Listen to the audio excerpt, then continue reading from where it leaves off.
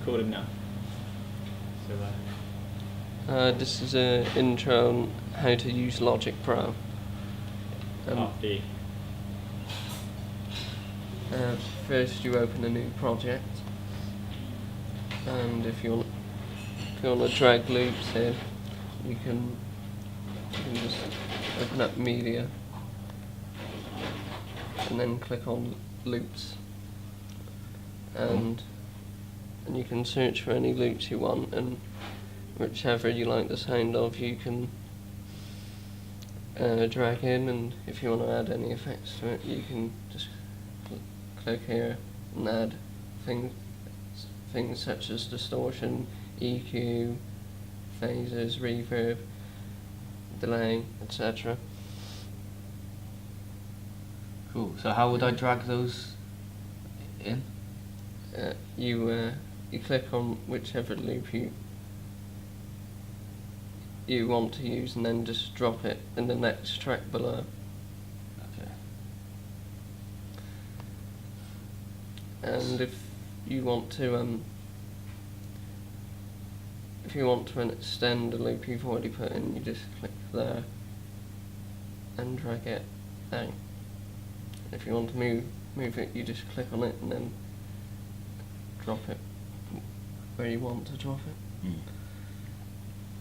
Okay, so what are when I've got them, what are those audio tracks? Yeah. Okay, yes. cool. What if I wanted to create my own audio track? Well, if you want to use MIDI, you have to, instead of an audio track, you would open a MIDI track. If you want to open a new track, you just press that button there, and there's the different types: software instrument and external MIDI. So a software instrument is the same as MIDI? Yeah, Yeah, essentially. Cool. Okay, what about if I wanted to hear just one section? So if I wanted to just hear, here you've got an edgy rock bass and a drum set. What if I just wanted to hear the drum set? You'd click solo on, you'd find the track in the list of tracks here, and click on the S for solo. Okay. And then you'd only hear that particular track. Yeah. And if you want to hear everything else, but with minus something else, whatever you want out of the track, you just press mute. Okay, cool. And so if I play guitar, and what if I wanted to record my guitar, how would I go about that? Is that on? So if I created a new audio track, would it just record me straight away? So if you well, if you wanted to record guitar on this, an actual guitar, you'd have to set up a MIDI track, not an audio track. Okay. And if you want to start recording it, you arm the track. You arm the track, and then you press this button down here to start recording. Okay. And obviously, if you're not happy with it, you can delete it. Okay, cool. So, and then if I've got all my tracks ready, but I wanted to finalize it, do you know how I would do that? As in, how would I mix it?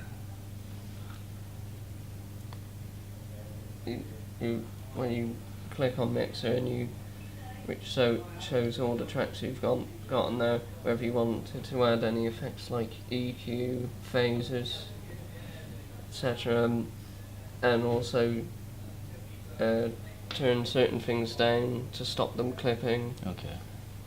So what do these do? That would be the volume level. So yeah, to basically turn the volume up or down on the different tracks to stop them clipping, or just make certain tracks a bit more present in the entire song you're doing. Okay. Well, I think that's from that. I think I can gather quite a bit from that. As if by magic. Cool. Still a couple of minutes. So, what does MIDI do then? Can I? What's possible with MIDI? Well, MIDI, there's